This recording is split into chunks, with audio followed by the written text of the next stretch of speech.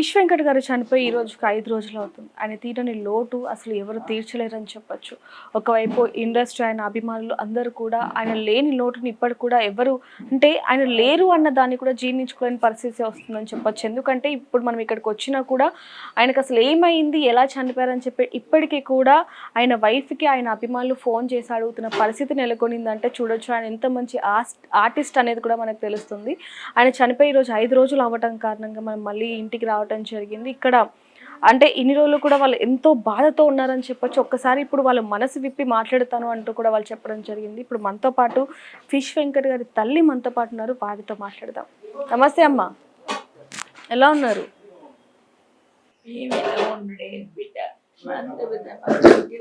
అన్యాయం జరిగిపోయా మాకు.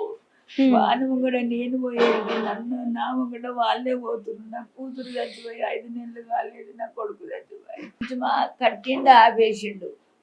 మేమందరం మంచిగా ఉండాలి, నా పిల్లలు, మా అమ్మ, మా తమ్ముళ్ళు అందరు మంచిగా ఉండాలి. ఇప్పుడు మీ వయసు ఎంతమ్మా? 80 దాటింది. ఫిష్ వెంకట్ గారి వయసు ఎంత? ఆయనకి ఇప్పుడు 55 కన్నా ఎక్కువ ఉంటాడు. ఇంకెక్కువ. ఎంతమంది పిల్లలు మీకు ఫిష్ వెంకట్ గారు కాకుండా? వెంకటి ముందు ఒక బిడ్డ కూతురు, ఆమె తర్వాత వీడు మా వెంకటేశ తర్వాత ఇంకో బాబు చెల్లె. ఇప్పుడు వాళ్ళందరూ కూడా ఉన్నారా? ఇప్పుడు ఇక ఈ 5 ఉన్నారు. 7 మంది కానీ 2 చనిపోయింది. 5 మంది ఉన్నారు. 5 మందిలో ఇప్పుడు వీళ్ళిద్దరు, అక్క తమ్ముడు 3 ఉన్నారు. 2 కొడుకులు, ఒక కూతురు, చిన్న కూతురు. అయితే ఆయనకి దాదాపుగా మీరే మాకు చెప్పడం జరిగింది మొన్న 3 ఏళ్ల నుంచి కూడా ఆయనకి ఆరోగ్యం బాగాలేదు అని. అంటే అసలు సినిమాలోకి వెళ్ళినందుకు ఆరోగ్యం మీద నెగ్లెక్ట్ చేయడం వల్ల ఆయన ఆరోగ్యం బాగాలేదా, లేకపోతే తాగుడికి బానిసయ్యారా, చెడు తిరుగుల వల్ల ఇబ్బంది పడ్డారా? అంటే ఏం చెప్తారు మీరు? తిరుగుడు వల్ల అది ఇది కాదు, ఎగురుడు దుంకుడుకు అట్లా అయ్యింది. ఆయనకు ముందు మంచినే ఉండే, మనిషి గట్టిగా మంచిగానే ఉండే. ఎంత తాగినప్పటికైనా కూడా పొద్దున్న లేచేటోడు మంచిగానే ఉండే. దీనిలో పోయి ఎగురు దుంకుడికే అట్లా అయ్యింది బిడ్డ, ఆరోగ్యం ఖరాబ్ అయింది. అంటే సినిమాలోకి వెళ్తున్నప్పుడు వద్దు అని మీరు చెప్పలేదా? అంటే సినిమాలోకి వెళ్ళిన తర్వాత వాళ్ళ లైఫ్ మొత్తం మారిపోతుంది అంటూ ఉంటారు కదా. అట్లా అనుకోలే, నేను బాగుపడతాం కదా అనుకున్నాం. అంటే ఎలా వచ్చింది ఆఫర్? ఎలా వచ్చింది ఆయనకి? ఆయనకు ఆఫర్ ఎట్లా వచ్చిందంటే కారు నడిపించుట దాంట్లో వచ్చింది. వచ్చి ఇట్లా కారు నడిపించే రాజశేఖర్ వాళ్ళ మామంట్లో మహేందర్ తెలుసప్పుడు అది ఆయన కారు నడిపించుతాడు కావాలి, నేను చేపలు అమ్ముతుంటే ఇంటింటికి తిరిగి అక్కడ వస్తే మా బాబు నడిపిస్తాడని చెప్పిన. ఆయన ఒక బండల షాప్ కూడా పెట్టించండి, వీడు తెలివిగల్లోడు ఉన్నాడు, మంచిగా ఉన్నాడు అని. ఆయన తరఫు నుండి కారు నడిపించింది.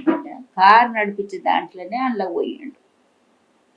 ఇక వాళ్ళని వీళ్ళని సోపర్ చేసుకొని ఇంకా అప్పటి నుంచి అట్లా సినిమాలోకి వెళ్ళారు. అంటే అంటే ఫస్ట్ సినిమాలోకి వెళ్ళినప్పుడు ఎంత సంపాదించారు? ఇక అప్పుడు ఎంత సంపాదించింది కూడా నేను ఎన్నడే 1 రూపాయలుగా నేను అడగలే బిడ్డ. మిమ్మల్ని బాగా చూసుకునేవారని విన్నాము. బాగా చూసుకునేవారా? చూసుకున్నాడు కానీ వాళ్ళంతలో వాడే ఉన్నాడు. నేను పైసలు ఇవ్వాలి మేము అడగలే, ఆయన ఇయ్యలేడు. కానీ ఇప్పటికైనా కూడా మంచిగా చూసుకుంటాడు, పెడతాడు, పెట్టకాడ పెడతాడు. కానీ నేను ఎంత సంపాదించిన నాకు ఈ బిడ్డ 10 రూపాయలని నేను అడగా, వాడు ఇయ్యాడు. అడగది పౌరుషం, పెద్ద పులి అంటాడు. అయితే ఈ ఇల్లు సగంలో ఆపేశారు, ఆయన కడుతూ కూడా అన్నారు, ఎందుకని? ఏది ఇప్పుడు మీరు ఉంటున్న ఇల్లు డబ్బులు లేక, ఇక తమ్ముళ్ళని 2 మామూలుగా ఉన్నారు. వాళ్ళు పాడు పని చేయడు, డబ్బులు అలా అడగక నా స్వయం కృషితో కడతా సంతోషపడి లేవట్లేదు. ఫిష్ వెంకట్ గారే. ఫిష్ వెంకటనే ఆ మధ్యలో ఒకడు వచ్చి కొంచెం పైసలు ఉంటే వాళ్ళు సరఫరా చేసుకున్నారు. వాళ్ళు మీరు గడ్డ వరకు వాళ్ళు ఇస్తామని అక్కడ ఇచ్చిండు కొన్ని పైసలు. అంటే ఎన్ని ఏళ్ల క్రితం ఈ ఇల్లు స్టార్ట్ చేసిర్రు? ఇప్పుడు ఎన్ని రోజులు అవుతుంది లక్ష్మి? 2 సంవత్సరాలు అవుతుంది కదా. అలానే 2 సంవత్సరాలు అవుతుందమ్మా ఇల్లు స్టార్ట్ చేసి. 2-3 సంవత్సరాలు అవుతుందా? 3 సంవత్సరాలు ఏం కాలే. అంటే ఆయన ఆరోగ్యం ఎప్పుడైతే పాడైందో అప్పుడే ఆపేసిండు.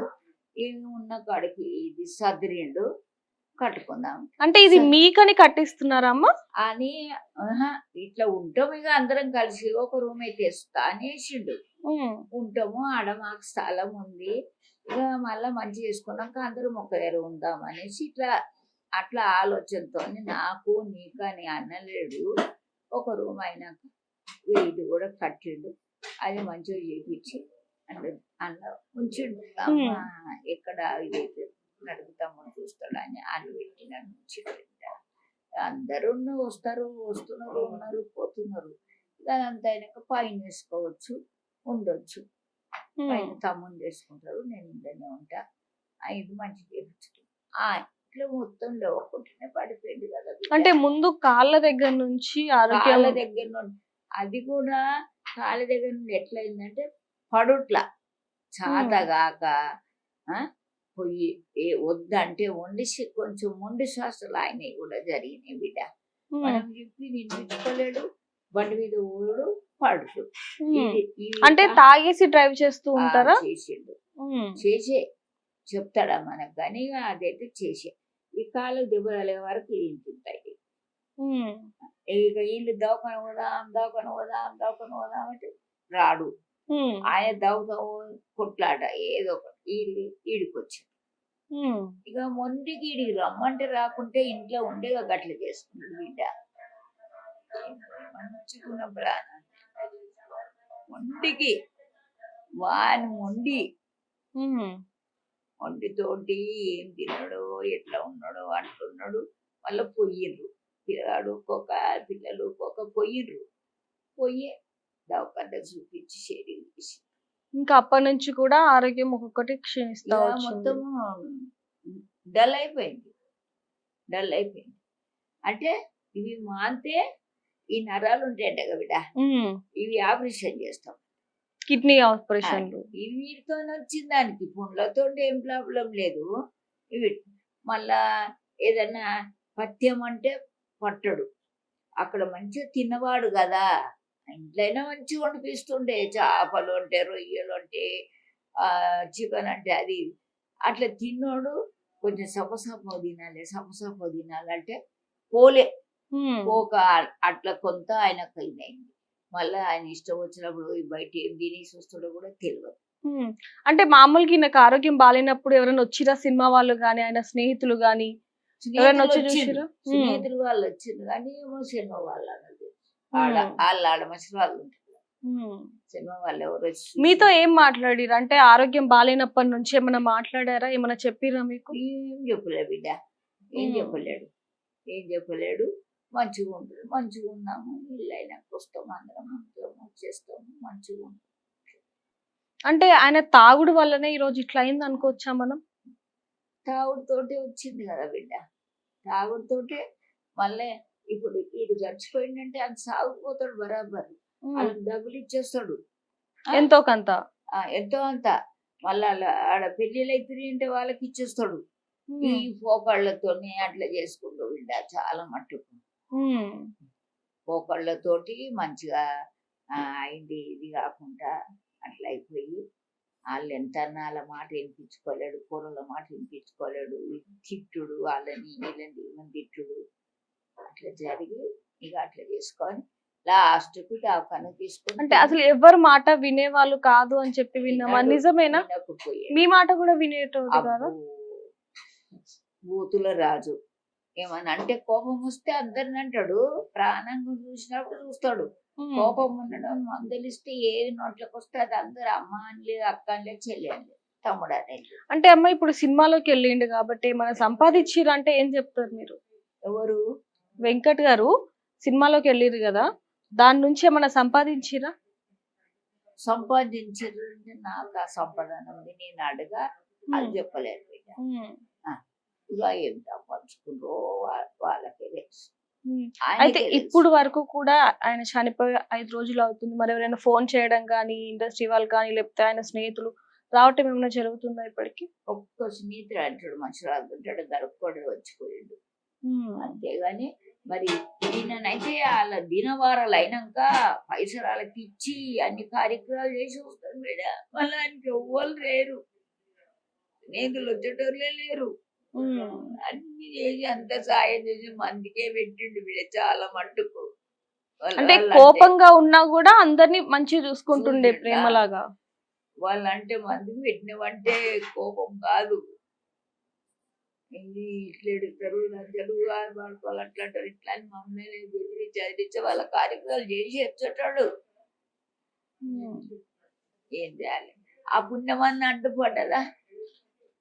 అడ్డుపడ్డదా? ఏది అడ్డపడకుండా ప్రాణం పోయిందాక తెలియక పాయవాడిలా. మరి అందరిని మంచిగా చూసుకుంటుండే. మరి ఆయన తాగొచ్చినప్పటికైనా ఏదైనా తిని వచ్చినా కూడా పిల్లలకు బిర్యానీ అంటే అదంటే ఇదంటే తెచ్చిపెట్టేటాడు. సో చూడొచ్చు అందరినీ కూడా ఎంతో ప్రేమగా చూస్తుండే. అంటే పైకి కోపంగా ఉన్నప్పటికీ కూడా వాళ్ళకి ఎవరికైనా సహాయం కావాలంటే కూడా ఖచ్చితంగా చేస్తుండే అంటూ కూడా ఆయన తల్లి చెప్తున్న పరిస్థితి అని చెప్పొచ్చు. ఏదైనప్పటికీ ఆయన ఆత్మ శాంతి చేకూరాలని మనం కూడా కోరుకుందాం. For more videos like this, subscribe Big TV channel.